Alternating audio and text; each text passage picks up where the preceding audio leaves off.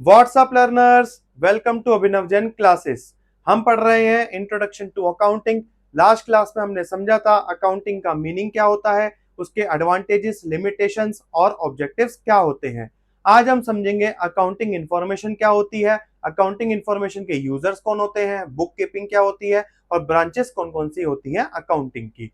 इस क्लास के बाद आपका टॉपिक इंट्रोडक्शन टू अकाउंटिंग खत्म हो जाएगा और आपको अकाउंटिंग का मीनिंग अच्छे से समझ में आ जाएगा। तो शुरू करते हैं आज की क्लास। अब हम पढ़ेंगे अकाउंटिंग इंफॉर्मेशन के बारे में। अकाउंटिंग की पूरी प्रोसेस को एक सिस्टमेटिक ऑर्डर में फॉलो करने से जो इंफॉर्मेशन हमें मिलती है उसे हम कहते हैं अकाउंटिंग इंफॉर्मेशन। ये मेजरली तीन कैटेगरीज में डिवाइड होती है। फर्स्ट है हमारे पास इंफॉर्मेशन रिलेटेड टू प्रॉफिट और सरप्लस, कि प्रॉफिट या लॉस की इंफॉर्मेशन ये हमें कहां से मिलेगी, trading and profit and loss account से मिलती है। ये हमें एक नॉर्मल प्रॉफिट और लॉस का फॉर्मूला क्या होता है, अगर मैं अपनी इनकम में से अपने एक्सपेंसेस को माइनस कर दूं तो मेरे को पता लग जाएगा कि मेरा कितना प्रॉफिट बचा ईयर के एंड में या कितना लॉस हुआ मुझे।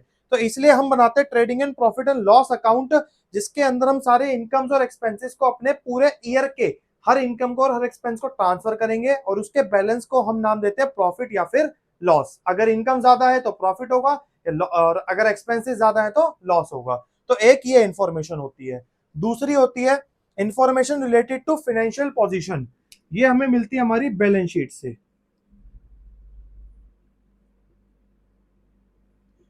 बैलेंस शीट के अंदर हमारे पास कितनी एसेट्स हैं, एसेट्स क्या होती है, हमारी बिजनेस की ऑन करी हुई चीजें जैसे लैंड, बिल्डिंग, मशीनरी या फिर प्लांट फर्नीचर होता है हमारे पास।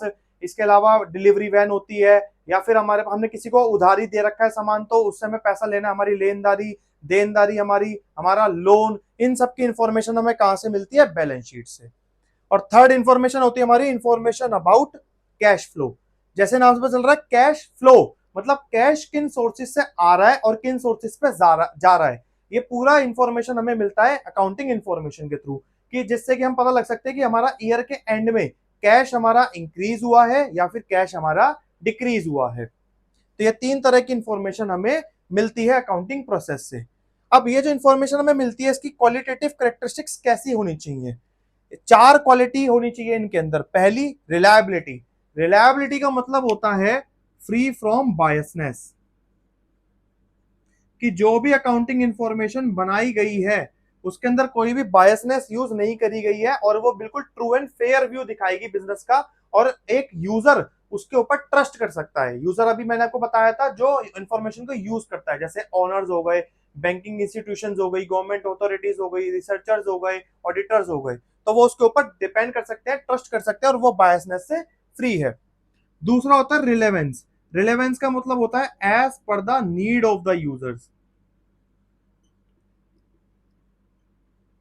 मीनिंग उसके अंदर कोई भी एक्स्ट्रा फालतू की चीजें नहीं है। मेनली ये तीन तरह की इंफॉर्मेशन होती है तो इसी को अच्छे से क्लैरिफाई करा गया हो सारे रूल्स एंड रेगुलेशन को फॉलो करके, तो वो हमारी होती है रिलेवेंस, फिर आ जाती है और रिलायबिलिटी हो जाती है फिर हमारी। अंडरस्टैंडेबिलिटी मतलब इजी टू इंटरप्रेट, उसको समझना और समझाना बहुत इजी होना चाहिए, वो बहुत ही कॉम्प्लेक्स तरीके से नहीं बनाई जानी चाहिए, एक सिस्टमेटिक ऑर्डर में होनी चाहिए। कंपेरेबिलिटी, उसको मैं कंपेयर कर सकूं। कंपैरिजन दो तरीके से होता है, एक होता है इंट्रा फर्म और एक होता है इंटर फर्म। इंट्रा फर्म का मतलब होता है अपनी ही फर्म से कंपैरिजन करना, मतलब कि लास्ट ईयर की इंफॉर्मेशन को करंट ईयर की इंफॉर्मेशन से मैंने कंपेयर करके देखा कि लास्ट ईयर से करंट ईयर में क्या क्या चेंजेस आए हैं, और इंटर फर्म दूसरी फर्म से भी मैं उसको कंपेयर कर सकूं। तो ये चार क्वालिटी हमारी अकाउंटिंग इंफॉर्मेशन में होनी चाहिए जो एक अकाउंटिंग इंफॉर्मेशन को बहुत ही यूजफुल बना देती है। अब हम समझेंगे बुक कीपिंग क्या होती है। Book keeping is an art of recording in the books of accounts the monetary aspects of commercial and financial transaction, कि जो भी हमारे पास मॉनेटरी टर्म्स, मॉनेटरी वैल्यू है हमारी ट्रांजेक्शन्स की, उसको जब हम बुक्स के अंदर रिकॉर्ड करते हैं तो उसे हम कहते हैं बुक कीपिंग करना। तो यहां से आपको समझ में आएगा कि book keeping is a part of accounting, जो पूरी अकाउंटिंग प्रोसेस है उसका सिर्फ एक छोटा सा पार्ट है बुक कीपिंग। अकाउंटिंग प्रोसेस में 7 स्टेप्स होते हैं, identifying, measuring, recording, classifying, summarising, analysing, interpreting and communicating.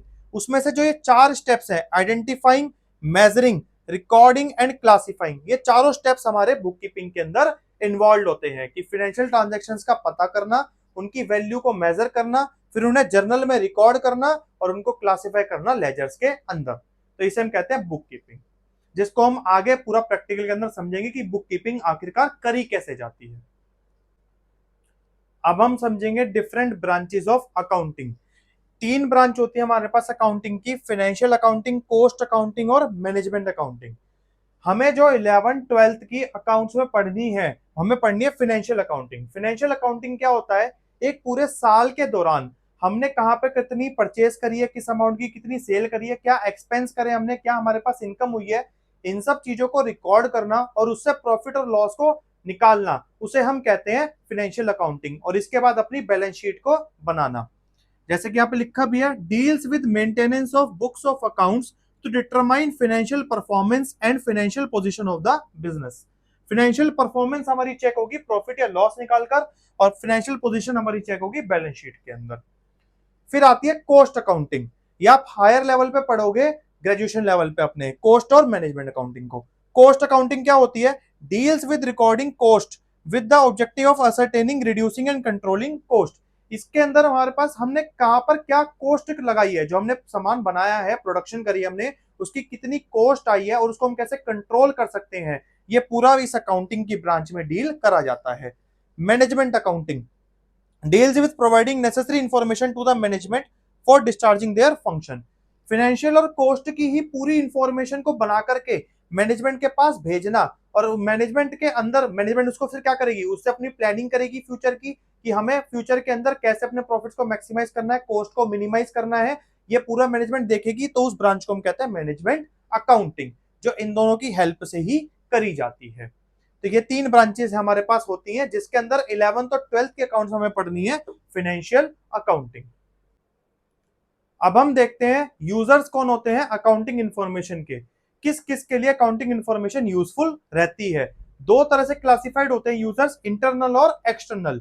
Internal users में ऑनर्स और मैनेजमेंट आती है। ऑनर को तो चाहिए ही कि मेरे बिजनेस में क्या चल रहा है पूरी इंफॉर्मेशन, और मैनेजमेंट क्योंकि उसको बिजनेस को रन करना है तो उसे भी पूरी इंफॉर्मेशन की नीड पड़ती है, तो ये कहलाते हैं इंटरनल यूजर्स।